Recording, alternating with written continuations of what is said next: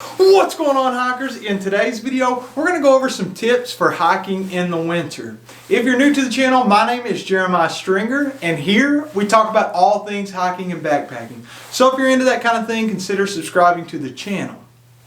Well, it wasn't very long ago, about a week at this point of filming the video, I went up to this Ohio backpacker YouTube subscriber meetup. It's super fun, but it was also super cold. And I was like, man, you know, I don't know if I'm prepared for this whole winter thing, so it got me thinking, what are some ways that I can have a better experience, winter backpacking? And so I come up with some tips to share with you guys that I put into action to keep myself warm over that weekend. So tip number one, you guys got one of these? A filter? A filter that may freeze, if it's below freezing. It got down to about 20-ish degrees more or less where we were camping at up in the Mohican State Park. And, if I had left that filter out overnight, it definitely would have froze and that filter would have been useless the rest of my time there. And you need water to live, so I needed clean drinking water. So here's what I did with my filter. I just stuck it in a Ziploc bag and I threw it in my sleeping bag whenever I went to sleep. And then during the day, if it wasn't going to be above freezing, I took my puffy and I just kept it on the inside pocket inside here. So I would highly suggest, your gear is very important, especially in the winter time, and you don't want that filter to freeze. So what I would do is keep that on me. If you have to, and it's not going to be above freezing, keep it in your pocket or keep it close to you. Maybe you got some cargo pants or something, you can keep it in there. And then especially at night when those temperatures start to drop, keep that thing in your sleeping bag and crawl in there with it and you're good to go. That actually leads me to tip number two. Look in here. This is my massive battery bank. And if you're anything like me, you bring one of these on the trail with you each time that you go. Whether you're just camping or whether you're going out and backpacking some miles. So this and your cell phone, if you're bringing a battery bank, the cold just, it just sucks the life and energy right out of those batteries, and they will die super fast in the cold. So you kind of have to treat it like your water filter. It won't actually freeze, but if you leave your phone laying on the ground and you sleep there and it's going to be cold that night, you're going to wake up the next day and that phone is going to be drained, and that can put you in a bad situation. And then your battery bank, I use mine for my camera, charging the batteries, my headlamp, charging my batteries, my phone, charging my batteries, my watch, charging my batteries. I got a lot of things that I need to charge, and without that power bank, I don't have anything to depend on to resupply that power. So kind of treat it like your water filter and make sure you keep it close to you, especially at night. I actually put mine in my sleeping bag with me along with my camera batteries, which you probably don't have, but the batteries that you do have, keep those in your sleeping bag at night with you. Tip number three. Got my puffy coat on. See, it's winter time, And what I actually do in the winter is make sure to dress in layers. The absolute last thing you want to do, especially in the wintertime, is sweat while you're out on trail. Whenever you sweat and it's cold and those temperatures start to drop at night, you're going to be freezing your hind end off. And we don't want that. You really could get hypothermia. So what I do is dress in layers. And some things that people neglect is the bottom half of your body.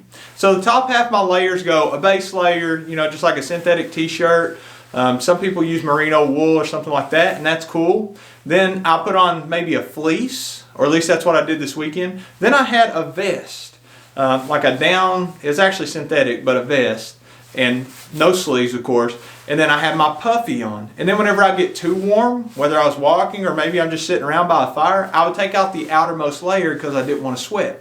But like I just said, some people neglect the lower half of your body, and I could really tell a difference. So whenever I was sitting around and I didn't have base layers on the bottom half of me, man, I was getting cold. So here's how I base layer my bottom half of my body. So I use just some Russell Athletic compression, like long tights, whatever, men in tights, I know. But that's what I wear. And then after that, I'll have some fleece pants. And I actually saw some, Andy, I'm looking at you from the Shield Brothers, had some goose down pants. So that would keep you super warm.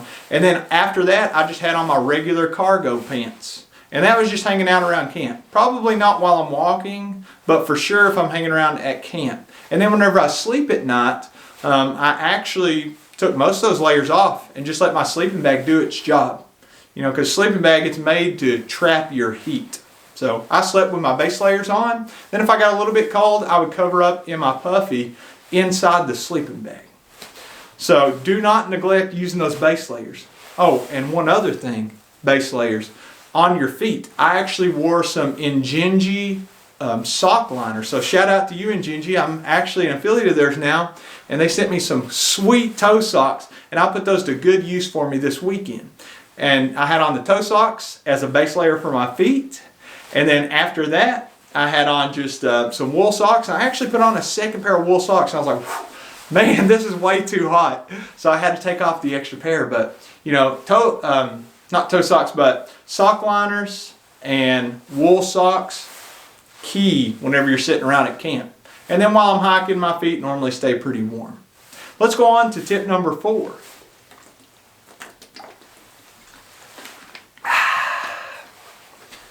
This is number 4 right here. Water. Water, water, water. Dan Becker actually mentioned this in his last video. He said he does the winter backpacking. He's up in Wisconsin. It's already super cold there. And he forgets to drink enough water. And I thought, man, I need to add that into my video. Because same thing will happen to me. You know, you'll get headaches because you're not drinking enough water. And it's wintertime. You're not even thinking about it because you're not sweating to death. You know, you're not putting in huge miles and sweating. And then your head will start throbbing a little bit. Oh, I need to drink more water. So make sure, especially in the wintertime, that you're pounding that water and getting it into your system. Tip number 5, my secret weapon. Oh, look at it. Isn't she glorious? The double pack. These things, I'm telling you, my secret weapon. I'll tell you how I use them. So, real simple and easy. Before I go to bed, pretty much each night in the wintertime, what I do is I'll take my, I'll wear 2 pairs of socks. I'll take 1 pair and put them on, and then I'll stick my hot hands in the second pair and I'll put those on. And I know a lot of people are doing that.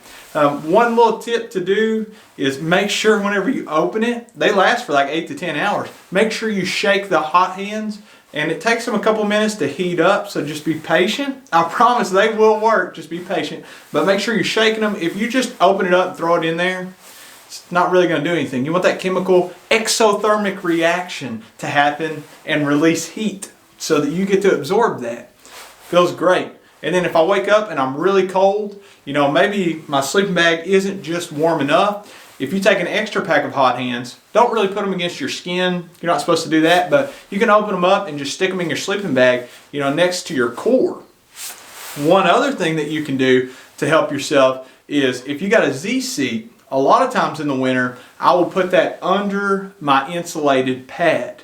And then shout out to Our World Outdoors. They did a little hack video. I'll link it above. You can check that out to increase the rating, the R value rating of your sleeping pad. So you all did a great job on that. So make sure you're checking out their video too.